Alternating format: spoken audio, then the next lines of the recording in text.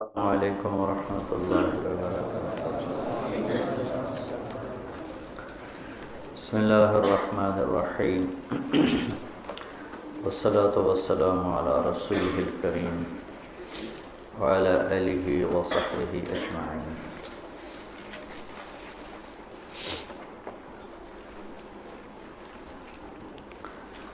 ہندوستان میں 90 ہجری میں سندھ میں سب سے پہلے اسلام آیا۔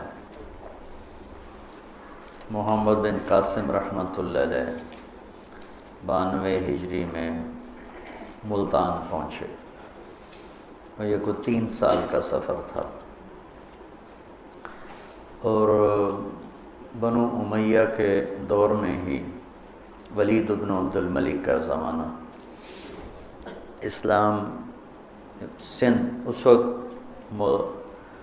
بمبئی سے لے کر ملتان، یہ سارا سندھ، بمبئی سندھ میں شامل تھا، ملتان سندھ میں تھا۔ تو یہ اس اللہ کے نیک بندے نوجوان کے بابرکت ہاتھوں سے پہلی صدی میں ہی بر صغیر میں اسلام کی آمد ہوئی، اور اس کے بعد پھر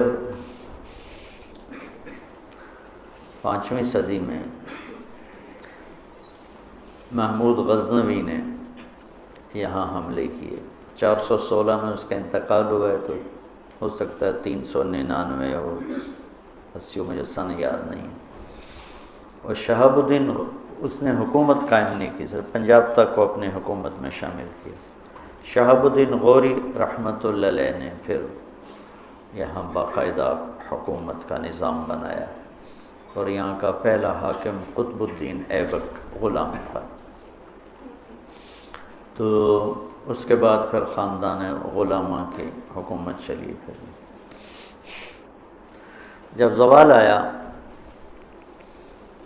تو اس وقت مغلیہ خاندان حاکم تھا، اور یہ طبیعی چیز ہے، ہر قوت ضعف کا جیسے شکار ہوتی ہے، ہر جوانی بڑھاپے کا شکار ہوتی ہے، ایسے ہی ہر قوم، ہر خاندان، ہر طاقت وہ کچھ عرصے کے بعد ضعف کا شکار ہوتی۔ لازم تلک ایام نداولها بین الناس، اللہ اس کو ایسے ہی پھراتا رہتا، کبھی ادھر کبھی ادھر۔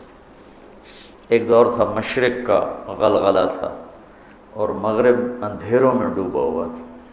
آج مغرب کا ڈنکا بج رہا ہے اور مشرق اندھیروں میں ڈوبا ہوا ہے۔ تو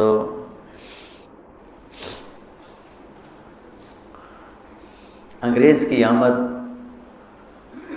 شاہ جہان کے دور یا جہانگیر کے دور میں ہوئی، تاجروں کے بھیس میں آئے، اور چلتے چلتے چلتے پورے ہندوستان کے مالک بن گئے۔ محنتی قوم تھی، جفا کش قوم تھی۔ پہلا ان کو جو غلبہ ہوا 1757 عیسوی میں نواب سراج الدولہ کے خلاف بنگال میں، لارڈ کلائیو، یہ ایسٹ انڈیا کمپنی کا ایک کلرک تھا۔ نواب سراج الدولہ، ادھر لے آ، ادھر لے آ، یہاں رکھ، آپ کو خوشبودار کریں۔ آ رہی خوشبو؟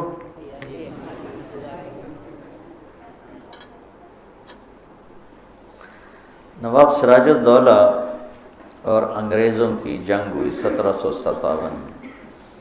اس میں سراج الدولہ کو شکست ہوئی، اور اس کی وجہ ایک اس کا نکما پن، راتوں کو جاگنا، دن میں سونا، اور دوسرا برطانوی فوج کا توپ خانہ۔ اس وقت یورپ سائنس میں بہت آگے جا چکا تھا، تو اس توپ خانے نے تباہی مچا دی، اور بنگال میں پہلی دفعہ انگریز کا راج قائم ہوا۔ 1799 ٹیپو سلطان آخری سہارا تھے، 4 مئی 1799 سرنگا پٹم وہ انہیں شکست شہید ہوئی۔ میں نے کل بھی بتایا تھا کہ بنگال میں میر جعفر نے کی غداری اور میسور میں میر صادق، لیکن وہ کسی ایک کی غداری سے قوم نہیں ڈوبتی، وہ ساری قوم کا سفینہ ڈوبا ہوتا ہے، کوئی ایک جو پہل کرتا ہے اس کا نام لگ جاتا۔ میر جعفر غداری نہ بھی کرتا تو بھی سراج الدولہ اتنا سمجھدار نہیں تھا کہ وہ انگریز کو شکست دے سکتا، اور ٹیپو سلطان اتنے طاقتور نہیں تھا۔ ٹیپو سلطان بہت سمجھدار تھا، طاقتور نہیں تھے، اور ادھر نظام مل گیا، حیدرآباد، دکن، انگریز اور مرہٹے، 3 طاقتیں اکٹھی ہو گئیں، تو وہ اکیلے اگر میر صادق غداری نہ بھی کرتا تو بھی شکست ہی ہونی تھی کہ اتنی پاورفل، طاقتور۔ تو 4 مئی 1799 ٹیپو سلطان جب شہید ہوئے تو جنرل ہیرس نے کہا کہ ہندوستان ہمارا ہے۔ انہیں نظر آ گیا کہ اب کوئی طاقتور حکمران سامنے کوئی نہیں۔ 1831 میں سید احمد شہید رحمۃ اللہ علیہ کی جو تحریک تھی وہ بالا کوٹ کے پہاڑوں میں ختم ہو گئی۔ عجیب لوگ تھے۔ مولانا علی میاں نے کتاب لکھی جب ایمان کی بہار آئی، آپ پڑھنا، اس میں شاہ صاحب کے واقعات، ان کے ساتھیوں کے واقعات ہیں کہ لگتا تھا جیسے صحابہ کی بچی کھچی روحیں وہ ان لوگوں کے اندر آ گئیں، لیکن پوری تیاری کے بغیر نتیجہ نہیں نکلتا۔ اللہ نے دنیا کو دارالاسباب بنایا۔ رنجیت سنگھ بہت طاقتور حکمران تھا، اور اسلامی شیرازہ بکھرا پڑا تھا، تو وہ تھوڑے سے لوگ تھے، اور جب وہاں پہنچے تو ایک اللہ کا نظام ہے تدریجاً چیز کو لانا۔ شراب حرام کرنی تھی نا، تو ایک دم نہیں کہا شراب چھوڑ دو، قل فیہما اثم کبیر و منافع للناس، پھر لا تقربوا الصلاۃ وانتم سکارى، پھر فہل انتم منتہون۔ یہ ہے طریقہ کسی چیز کو لانے کا، اٹھانے کا، آہستہ آہستہ۔ شاہ صاحب رحمۃ اللہ علیہ نے جب سرحد پہ اپنی حکومت قائم کی تو ایک دم شریعت نافذ کر دی، پوست کی کاشت بند کر دی، چرس کا بنانا بند کروا دیا، اور لڑکیوں کے اس وقت مہر ہوتے تھے اور وہ قیمت ہوتی تھی وہ ایک دم بند کر دی۔ تو وہ جو ایک دم ان کی عادات پہ ضرب پڑی تو وہ رد عمل میں انہوں نے پٹھانوں نے ہی بغاوت کر دی، اور شاہ صاحب کے سرداروں کو قتل کر دیا، اور ان کے لشکر کو بھی تتر بتر کر دیا۔ کچھ بچا کھچا لے کے تو وہ چلے تھے۔ والی کاغان نے کہا تھا کہ میرے پاس آ جائیں، تو راستے میں بالا کوٹ قیام ہوا، وہاں ایسا بددل ہوئے کہ آگے جانے کے بجائے وہیں تھوڑے سے لشکر کے ساتھ سکھوں سے لڑ گئے۔ اور ایک پہاڑ ہے مٹی کوٹ، ایک ہے بالا کوٹ۔ مٹی کوٹ اونچا ہے، بالا کوٹ نیچے ہے، تو وہاں کے جو مقامی مسلمان تھے وہ سکھوں کو مٹی کوٹ تک پہنچانے کے لیے رہبر کے طور پہ استعمال ہوئے۔ جب قوم ڈوبتی ہے تو صرف ایک کی غداری سے نہیں ہوتا، ساری دیگ ہی خراب ہو چکی ہوتی۔ سکھوں کو تو راستے کا نہیں پتہ تھا، انہیں مقامی مسلمان گجر وہ راستہ دکھاتے دکھاتے مٹی کوٹ تک لائے، اور وہ یوں اس طرح جو یہاں بیٹھا ہے وار تو اسی کا چلے گا، یہ بالا کوٹ یہاں ہے، مٹی کوٹ یہاں ہے۔ تو شکست ہوئی، شہید ہو گئے، شاہ اسماعیل بھی شہید ہو گئے، سید احمد بھی۔ اللہ سے دعا کی میری لاش کا پتہ نہ چلے، وہ نالے میں بہہ گئی، پتہ نہیں کہاں چلی گئی۔ اب جو ان کی قبر 2 جگہ بنی ہوئی ہے، گڑھی حبیب اللہ بھی ہے اور بالا کوٹ بھی ہے، اور دونوں فرضی قبریں ہیں، ان کی تو لاش ہی اللہ نے چھپا دی تھی۔ تو 1834 میں لارڈ میکالے آیا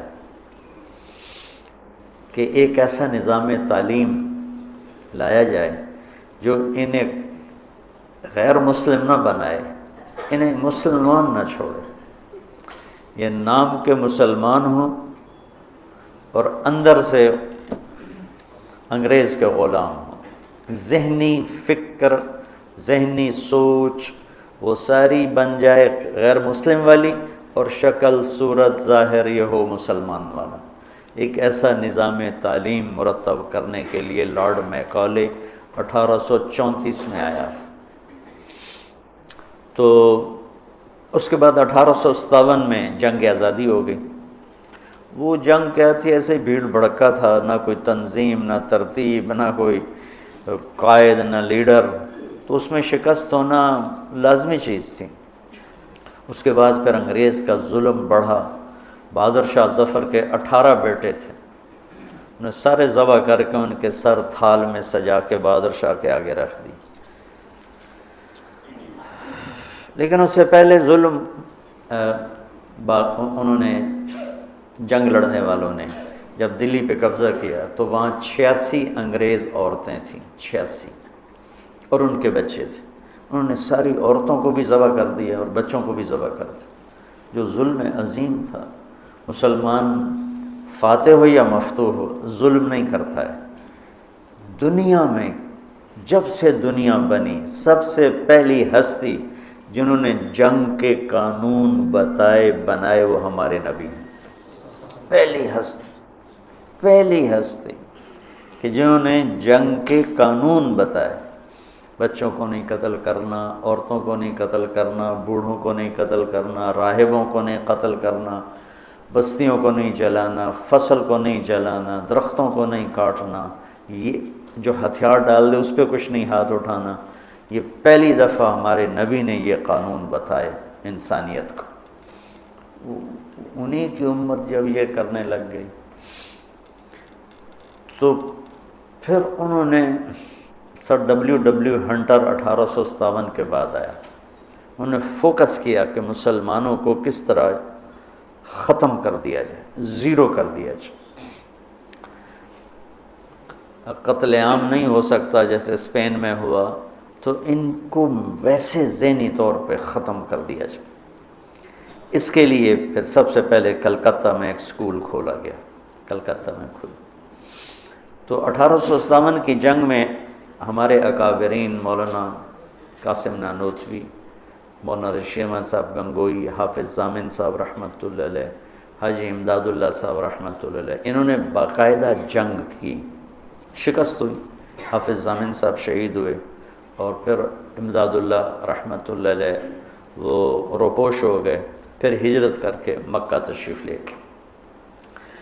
جب حالات کا رخ اس طرح بن رہا تھا کہ مسلمان کو ٹارگٹ کر کے ختم کرنا تھا ذہنی طور پر، تو مولانا محمد قاسم نانوتوی رحمۃ اللہ علیہ کے دل میں اللہ نے مدرسہ کی سوچ ڈالی۔ یہ ساری تمہید میں اس ایک جملے کے لیے آپ کو سنا رہا تھا۔ پورے بر صغیر میں کوئی مدرسہ نہیں تھا، علم لینے دینے کا نظام تھا، لیکن مدرسہ، طلبہ، اساتذہ اور سبق، درسگاہ، دارالاقامہ ایسا کوئی نہیں تھا۔ فرنگی محل بھی، لکھنؤ بھی، اور دہلی میں اور کئی جگہ بھی علماء کے حلقے ہوتے تھے، درس ہوتے تھے، طلبہ آتے تھے، لیکن ایک جگہ رہ کر سیکھنا اور اساتذہ ہونا اور وہیں ان کا کھانا بننا اور وہیں ان کی رہائش ہونا، یہ 1864 میں، 1857 کے چند سال بعد، یعنی 7 سال بعد ہی مولانا قاسم صاحب رحمۃ اللہ علیہ نے دیوبند کی بنیاد رکھی۔ ویسے تو یہ دنیا اللہ نے اسلام کو باقی رکھنا ہے، اور اگر یوں نہ ہوتا تو یوں ہو جاتا، یوں ہوتا تو یوں نہ ہوتا، یہ انسان کہتا تو ہے، تو اسباب کی دنیا میں، خیالات کی دنیا میں چلتا ہے۔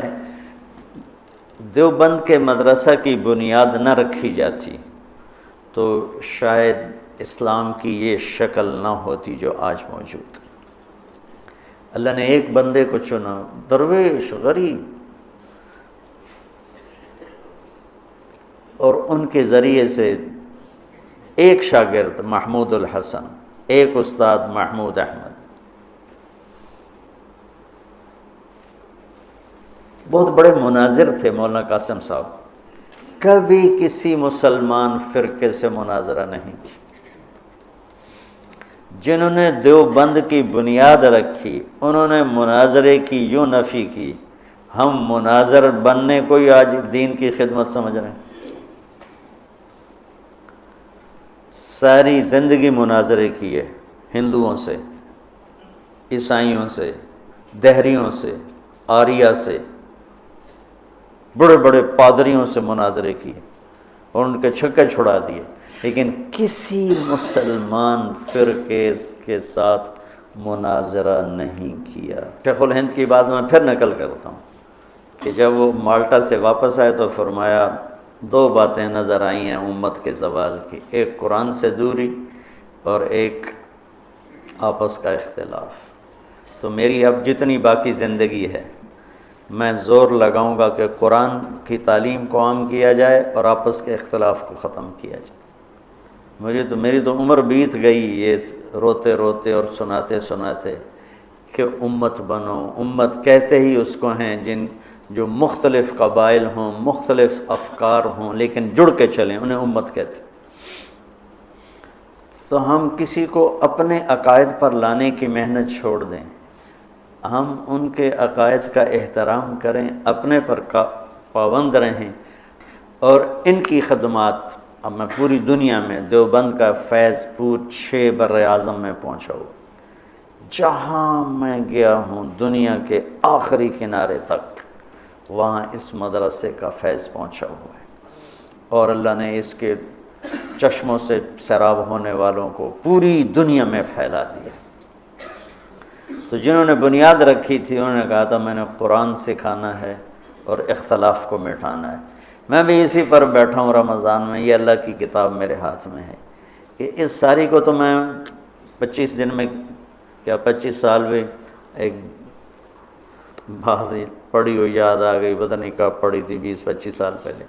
ابو علی رحمۃ اللہ علیہ بغداد کے بڑے علماء میں سے تھے، مفسر قرآن تھے، تو لوگوں نے کہا آپ درس قرآن شروع کریں، تو انہوں نے درس قرآن شروع کیا، تو سورہ بقرہ 26 سال درس دیتے رہے، ختم نہیں ہوئی اور فوت ہو گئے۔ 26 برس سورہ بقرہ کا درس چلتا رہا اور وہ ختم نہیں ہوئی اور وہ ختم ہو گئی۔